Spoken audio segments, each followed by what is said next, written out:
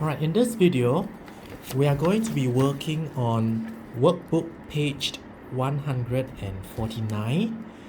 You will need a protractor as well as your workbook with you in front. Now let's take a look at page 149. Before we start measuring the angles, let's revise on the parts of the protractor. Now this is your protractor, and what I'm going to do is I'm going to draw a little dot here. Now this dot is going to be lined up with this part of the protractor called the center. Now where is the center? The center is actually at the tip of my pen here. This is the center. It's where this line and this line meets. Okay, so to show you clearly where the center is, I'm going to put the center of the protractor on the dot.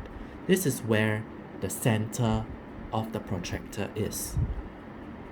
Now next, I'm going to introduce and revise with you what or where is the baseline of the protractor.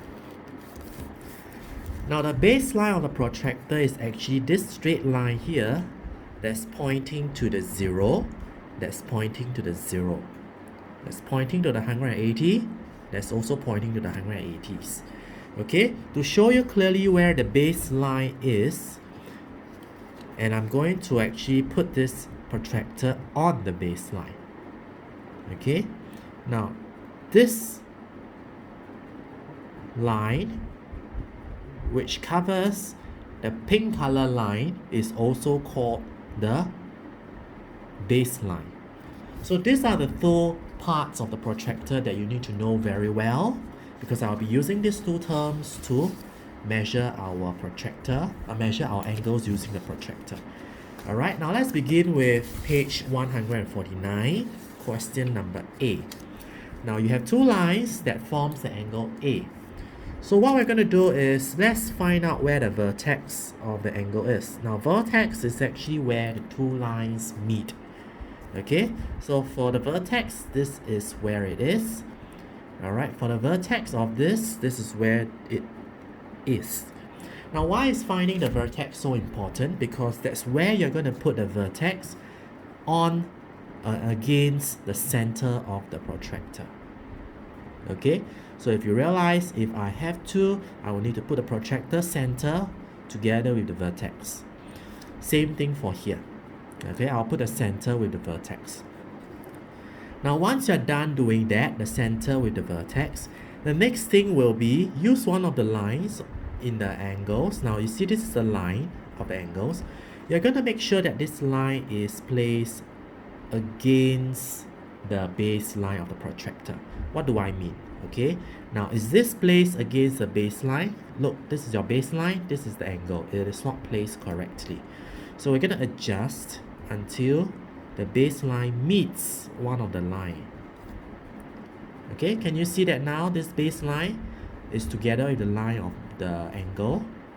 Okay, so with that, the next thing that we're going to find out is how big is this angle.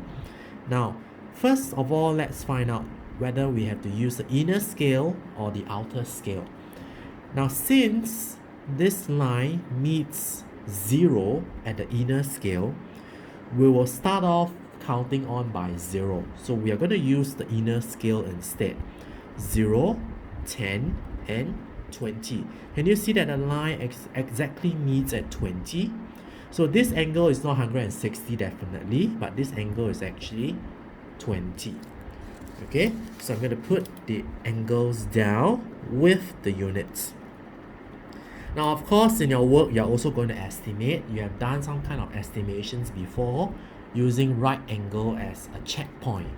Okay, anything bigger than a right angle is 90 or more than 90. Anything smaller than a right angle is less than a 90. Okay, now we're going to look at part B. We're going to try one more together. Now, something special about part B is this. The angle is actually printed this way. So it makes it very hard for you to place your protractor, am I right?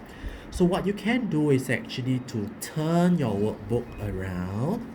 Look at the magic. I'm turning the workbook around so that one of the line is going to face my baseline of the protractor.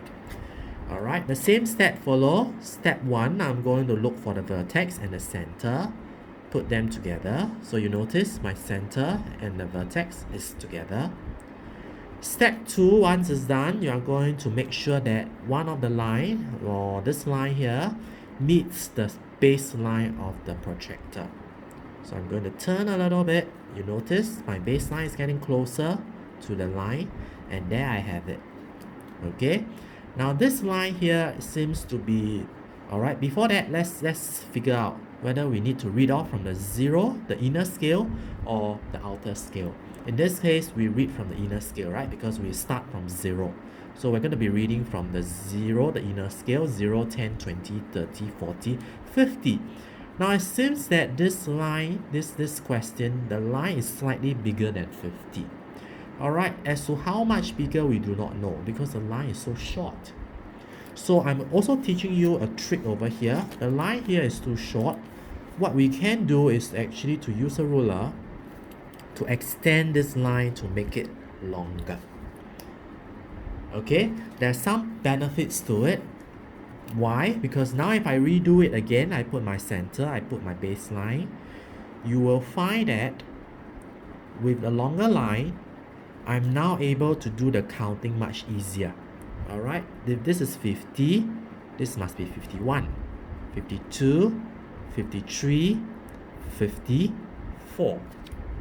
Right, so now with this long line, I know that this angle is about 54. Okay, because I'm able to count the parts here.